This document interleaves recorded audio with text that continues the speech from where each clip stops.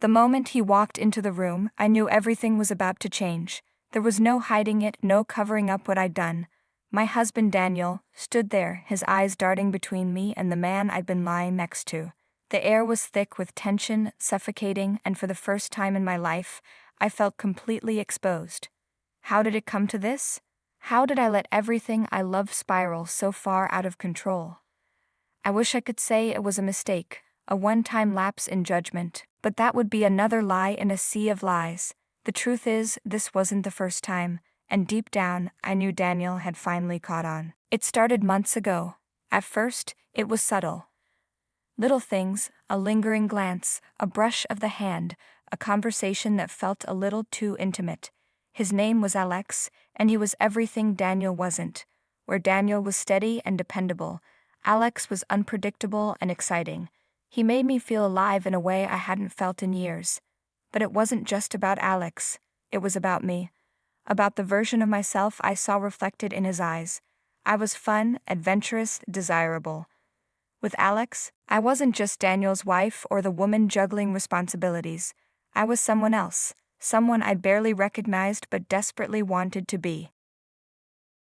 The first time it happened, I told myself it didn't mean anything. It was just one night, a moment of weakness. I would never do it again. But one night turned into two, and two turned into something I couldn't control. I convinced myself that I was being careful, that Daniel would never find out. After all, he was always busy with work, always focused on providing for us. I told myself he wouldn't even notice, but I was wrong. Looking back, the signs were there. The way he started asking more questions about where I was going, who I was meeting, the way he stayed up later than usual, his eyes fixed on his phone like he was piecing together a puzzle only he could see. One night, I came home later than I said I would. Alex had convinced me to stay just a little longer, to have just one more drink. I walked through the door, expecting Daniel to be asleep, but he wasn't. He was sitting in the living room, his expression unreadable. "You're late," he said. "I told you I might be," I replied, trying to keep my voice steady. He nodded, his gaze piercing through me. "You did."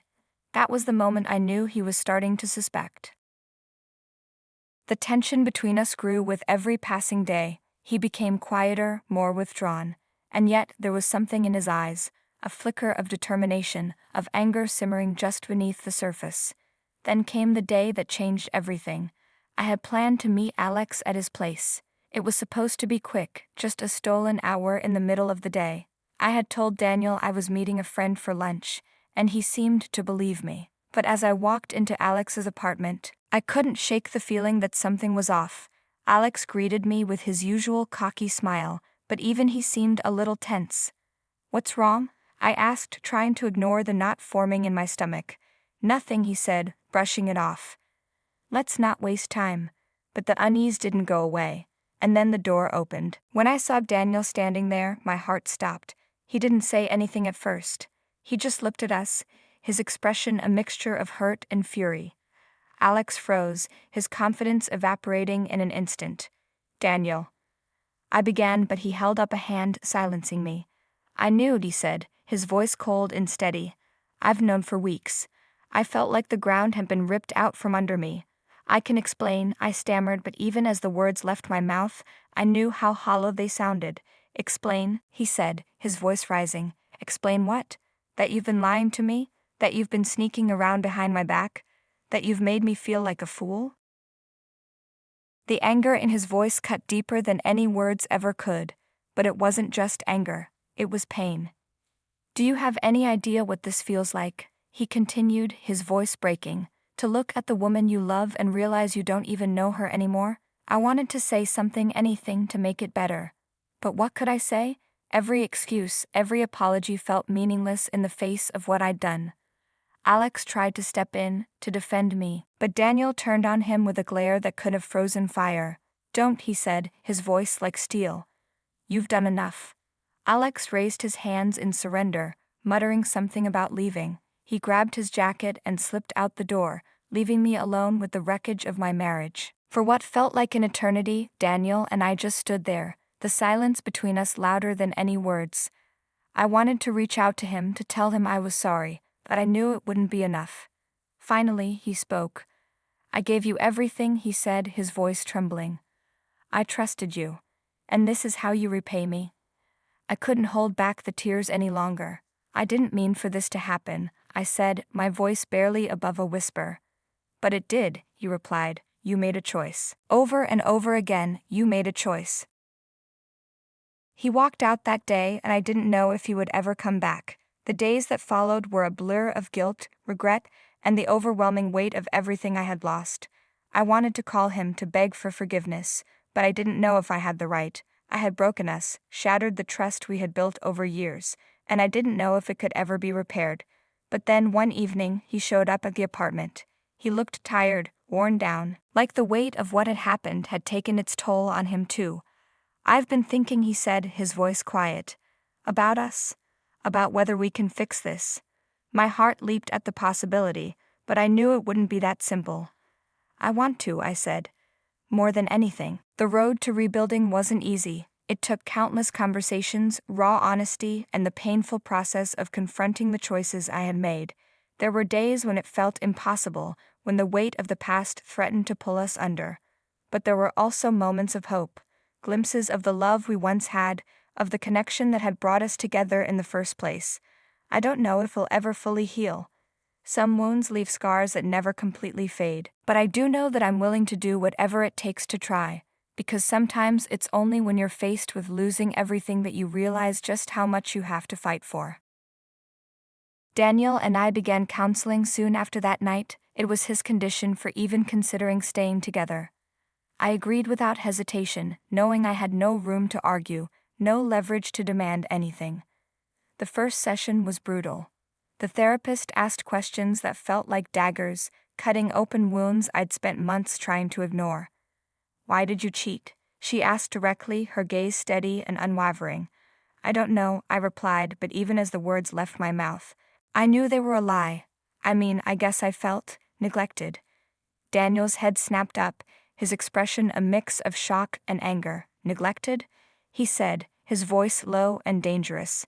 Do you have any idea how hard I've worked to give you everything, to make sure you never had to worry about anything? I felt tears well up, but I forced myself to hold his gaze. I know, I whispered. And I appreciate it. I do. But somewhere along the way, it felt like we stopped being us. Like I was just here, existing. The therapist intervened, gently steering the conversation back to a place where we could both speak without tearing each other apart. But even as we talked, I could feel the chasm between us, the void I wasn't sure we'd ever be able to bridge. In the days following that session, I tried to prove to Daniel that I was committed to making things right. I deleted Alex's number, blocked him on every platform, and cut off all contact. It felt like closing the door on a part of myself I wasn't ready to let go of, but I knew it was the only way forward. Daniel, however, wasn't ready to trust me again, and honestly, I didn't blame him. One evening, I came home to find him sitting at the kitchen table, a stack of papers spread out in front of him. My heart sank as I recognized what they were: divorce papers. I'm not saying I've made up my mind, he said before I could speak, but I needed to know this was an option. My chest tightened, the air seeming to leave the room. Daniel, please, I begged. Don't give up on us. I know I've messed up, but I'm trying. I'm doing everything I can to fix this. He looked at me, his eyes filled with a mix of sadness and exhaustion. You're trying now, he said. But where was this effort before? Before you decided to destroy what we had? His words cut deep, but they weren't wrong. I had taken him for granted, assumed he would always be there no matter what. And now I was facing the possibility that I might have pushed him too far. I didn't sign the papers that night, and neither did he. But their presence was a constant reminder of the fragility of our situation. Over the next few weeks, we continued counseling, diving deeper into the issues that had led us here. It wasn't just about my infidelity. It was about the years of miscommunication, that unspoken resentments, the walls we built between us without even realizing it. One night, as we sat on the couch after yet another exhausting therapy session, Daniel finally opened up in a way he hadn't before. I've been angry, he admitted, his voice soft. But underneath all that anger is hurt, because I loved you, and I thought you loved me enough to never do something like this. I do love you, I said, the words tumbling out before I could stop them. I've always loved you. But somewhere along the way I lost sight of that. I lost sight of us. He nodded, his expression thoughtful. I think we both did, he said. And maybe that's the real problem. We stopped seeing each other. And when you stop seeing someone, it's easy to let them slip away. His words stayed with me long after he went to bed. I realized he was right. We had both been complicit in the slow erosion of our marriage. My actions had been the final blow, but the cracks had been forming for years. The next day, I made a decision. If there was any chance of saving our marriage, I needed to take responsibility, not just for what I'd done, but for the ways I had failed as a partner. I started writing Daniel a letter. It wasn't an apology, it was a confession. I poured everything onto the page, every fear, every insecurity, every reason that had led me to betray him. I didn't hold anything back, no matter how painful it was to admit. When I gave him the letter, I told him he didn't have to read it right away. But when you're ready, I said, I want you to know everything, even the parts I've been too scared to say out loud. He didn't say anything, just took the letter and tucked it into his bag.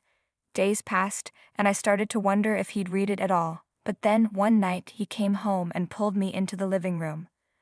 I read it, he said simply. And, I asked, my heart pounding. It hurt, he admitted. It hurt a lot. But it also made me realize something. You're not the only one who's been scared. I've been scared too, scared of losing you, scared of not being enough for you. And maybe that fear made me stop trying in the ways that mattered. Tears streamed down my face as he spoke. I don't want to lose you, I said.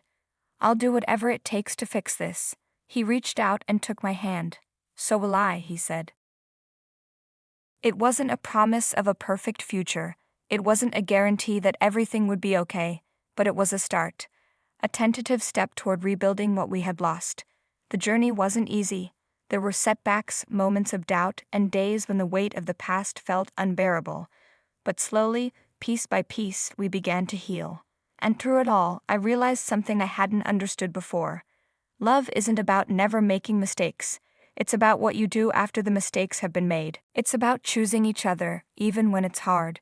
And for the first time in a long time, I felt like we were choosing each other again.